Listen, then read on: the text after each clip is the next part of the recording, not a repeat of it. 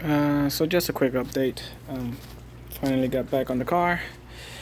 I went ahead and swapped the gasket for the valve covers on both of them. It's a pain in the butt, but I got it done.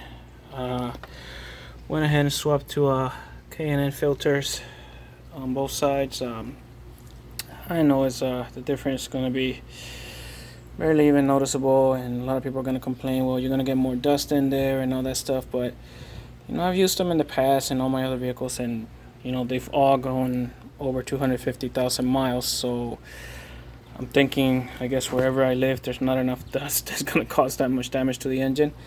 So I guess I'll be all right. Plus, I'm planning on upgrading the exhaust and having it retuned to make up for what I did to the intake manifold. So I do have to fix that situation. Hopefully, retuning it where fix a little bit of the loss in torque in low end. All the ports have been cleaned up. It's hard to see because this won't focus, but as you can see, they're all clean. Everything looks nice and shiny in there, and hopefully that'll make a big difference. Just got to put the intake manifold in there. Went ahead and rerouted the water line back here. This water line comes across the back into here now. Those lines used to come up to the intake manifold right around here into this block. It's used to heat up this block to kind of help it where there's cold temperatures. Here in Florida, that's not an issue. So I went ahead and took that out. That'll take a little bit of the heat off the intake manifold. Again, not something big, but it's something that I figured I'd do. Also gonna run oil catch can on this. That's why I haven't done anything with the ports here. Debating whether I want to put PCBs in there or not. It doesn't have them from the factory, but figure it couldn't hurt. May just run those in there, and then somewhere go ahead and put one of these oil catch cans, which I've had here for a while. It's not a big one, but it is a 3-port catch can.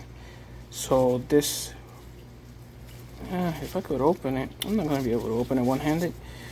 But anyways, this catch can should make a big difference when it comes to the oil that's being kept out of the intake manifold. Like I said, there's no PCB valves on this engine from the factory. It's just pretty much straight hose from there and there to that part right there where it has all those little turbine looking things in the back. That's what does the job of taking all the oil out of the air that's coming into the engine. But it doesn't do such a great job in the long run. It's a really good design. I mean, that piece alone is like $250 if you were to buy it factory. But it doesn't do enough. So what I'll do is I'll put that oil catch can, try to set it pretty low so that all the oil that does come out of here ends up in the can and then has to work its way up if it wants to be able to get up to this part. Hopefully that'll limit the amount of oil that comes back into the engine and limits the amount of carbon that's getting built up in those ports. And we'll see how that goes. I mean, it should make somewhat of a difference. Obviously, now that I have this car, I'll try to do everything that has to do with the maintenance and the additives to the fuel and all that good stuff and the cleanings and all that. So hopefully I'll keep that carbon deposits to a minimum. And hopefully once I get it tuned, I'll probably get it thrown in the dyno and see what kind of numbers we could get out of this engine just with that. Like I said, just a little bit of the exhaust. I'm not even going to go with a Miltech exhaust, which is what most people do with this car. Basically, all I'm going to do is I'm going to replace the 2 front resonators, and I'm just going to put X pipe in there with 2.5-inch piping and connect that to the two resonators in the back. Well, I mean in the middle, I guess. And I'm gonna leave the stock mufflers in there. I want to keep this car, you know, quiet, but I still want to get the benefits of having the X pipe in there. So having that X pipe and the filters and carbon cleaning and the tune, hopefully we'll get a little bit over than what is stock, you know, considering that it's an older engine now.